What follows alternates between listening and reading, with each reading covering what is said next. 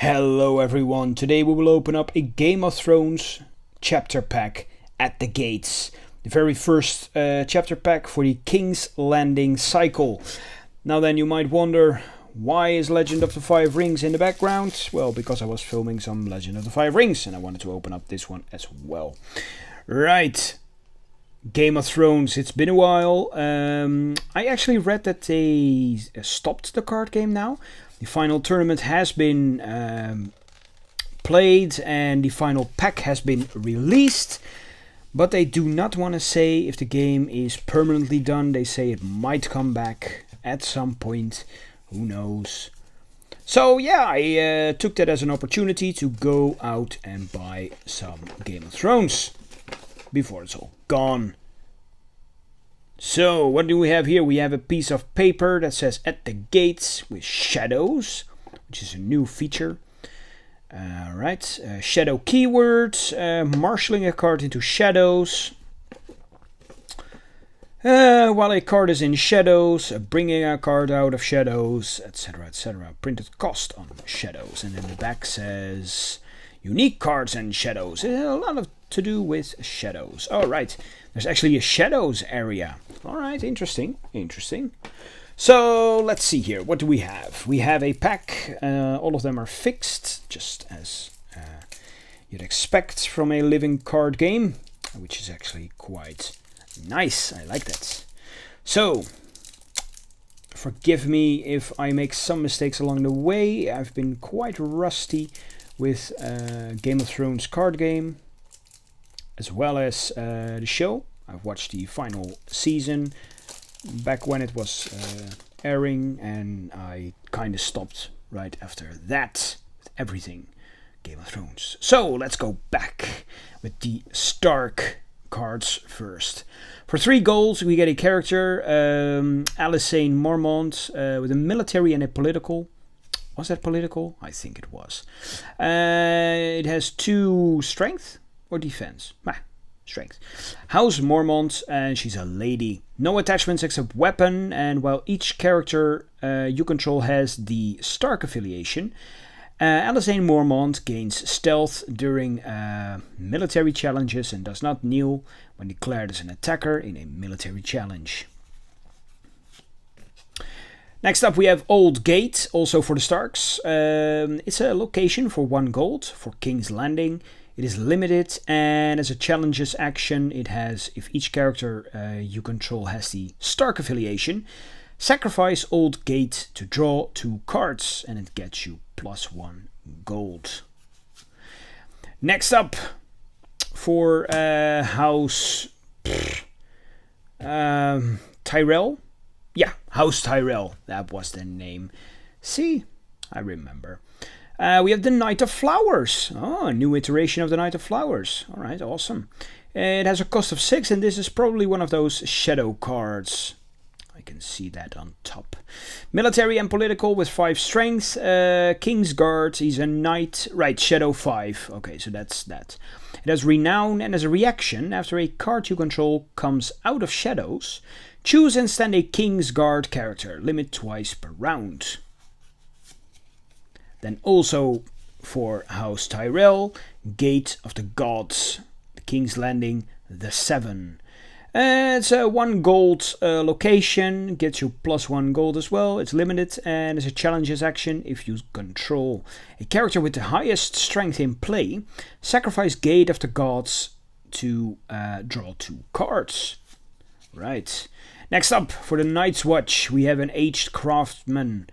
It's a character for 3 gold. It only has political, and it has only 1 strength. It's a builder with no attachments, and as a reaction, after the aged craftsman enters play, search the top 10 cards of your deck for a Night's Watch location with printed cost 2 or lower and put it into play. Shuffle your deck. Okay, I can see that being handy.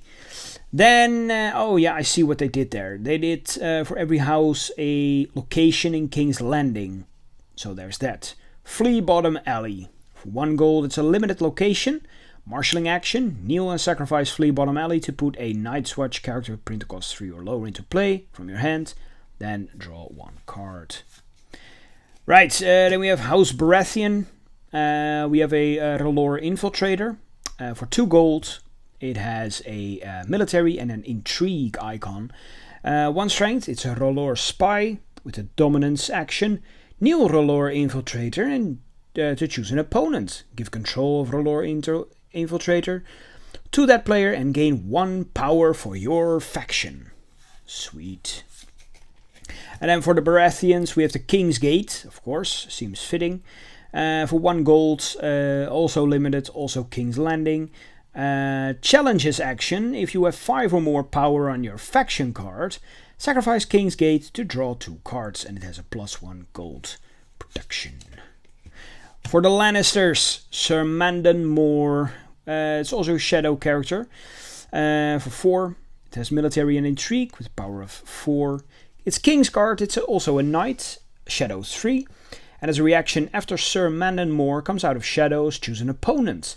That player must choose and kill a character he or she controls unless he or she chooses and discards 2 cards from his or her hand. Then we have the Lion Gate, which is a King's Landing's location, just like the rest of them. Costs 1 gold, produces 1 gold.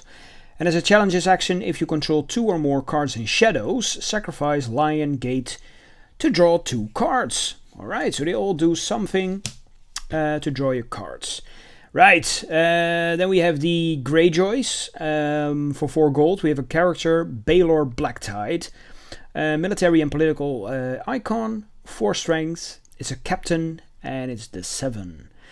Each opponent cannot play copies of events that are in his or her discard pile. Oh, that's pretty annoying, I can tell you from experience, from playing Legend of the 5 Rings. Abilities like this, ugh, I hate it.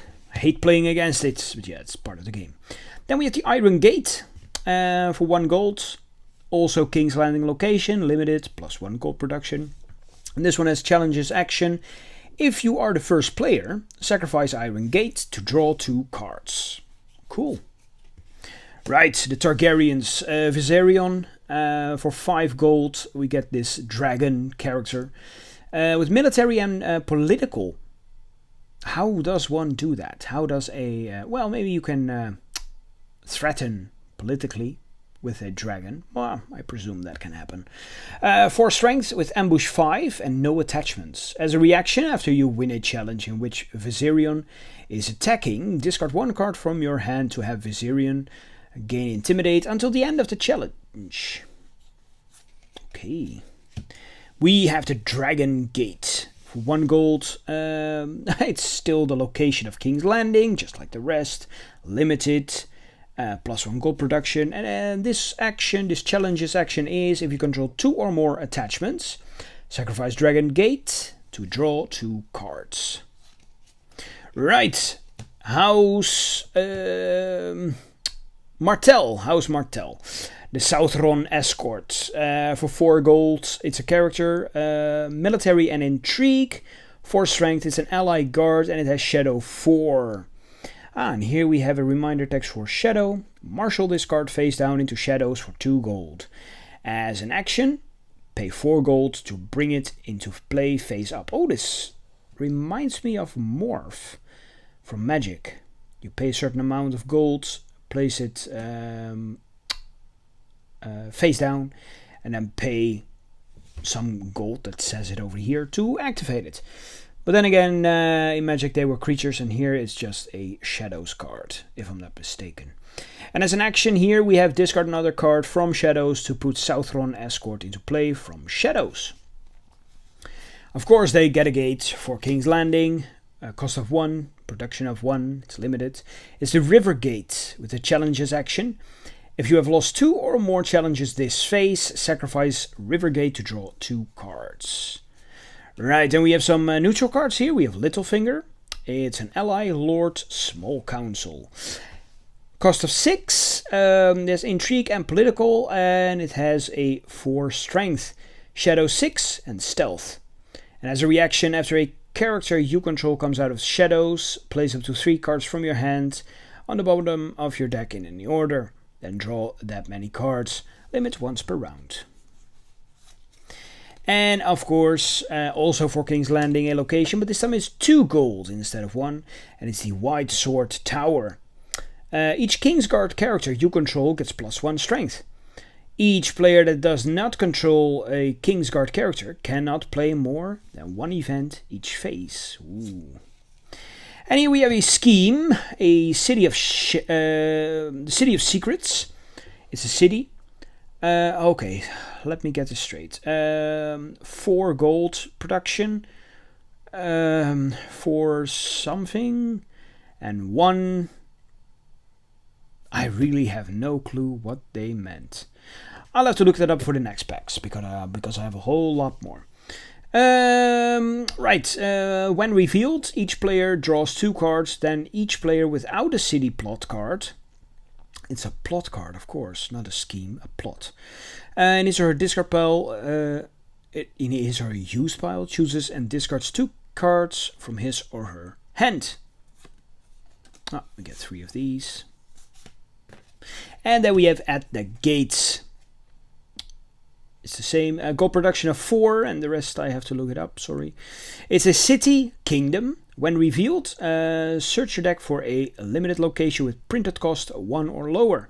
Reveal it and then add it to your hand. Put it into play instead if there are no city plot cards in your use pile. Shuffle your deck.